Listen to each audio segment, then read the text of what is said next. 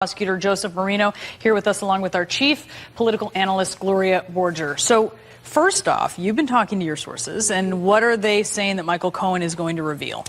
He's going to weave a narrative that's going to be very personal.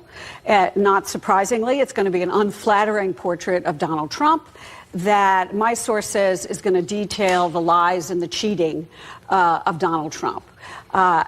My source says that Michael Cohen does have some financial documents. I do not know what they are. I was told he does not have Donald Trump's tax returns, so it's very hard to kind of know whether these financial documents are actually worth anything or not worth anything.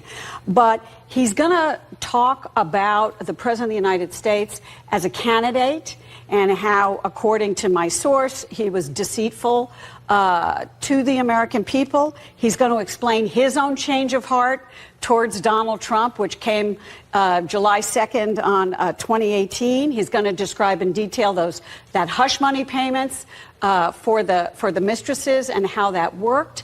I could not verify anything about whether, in lying to Congress, he's going to detail whether the president was indeed very involved in Michael Cohen's decision to lie to Congress. But I do believe he will shed some light on who he was talking to about his testimony to Congress. He could talk about that, yes, right? Presumably. Absolutely. So will he go that far? Absolutely, but I think, honestly, I think they don't want to give away. They don't want to give away their whole story. Would you expect, Joe, that, I mean, I would expect that he'll be asked about whether or not he has discussed with the president or with anyone around the president the possibility of a pardon, and what would that mean if he talks about that? Great question. I mean, this is an issue on everyone's mind. Yeah. And it was, I mean, I think, again, one of the shining moments of Bill Barr's confirmation hearing when he conceded very emphatically, without any kind of caveats, dangling a pardon in exchange for someone to be silent or to change their testimony would be illegal.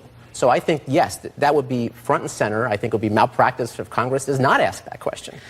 Well, I will say there have been questions at times during some of this where the questions have not been incredibly specific. And actually some folks from sort of Joe's sphere would say, why wasn't that asked? Well, and we've reported that at a certain point, Michael Cohen did expect a pardon from the president. And there was a point, maybe we'll learn this tomorrow, where it became, I think, very clear to Cohen that was not going to happen. And that may have a lot to do with his change of heart. He said, I'm not going to be the villain in all of this, and we'll learn why he said that. We know what Republicans who are in Donald Trump's corner, we know what the White House is going to say here. They're going to say, look, this is a liar, right? This is the statement that has come from Sarah Sanders.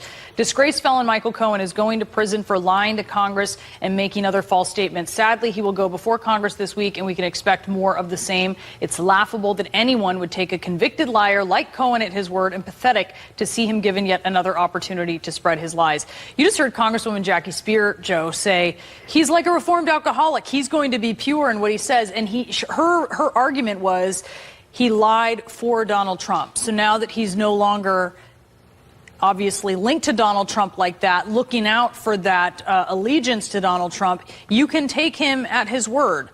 I wonder what you think about that, what you would do if you had a client or a witness who had these credibility issues. So pure might be a little bit of a stretch because he is an admitted convicted liar. But that being said, the motive to lie is gone.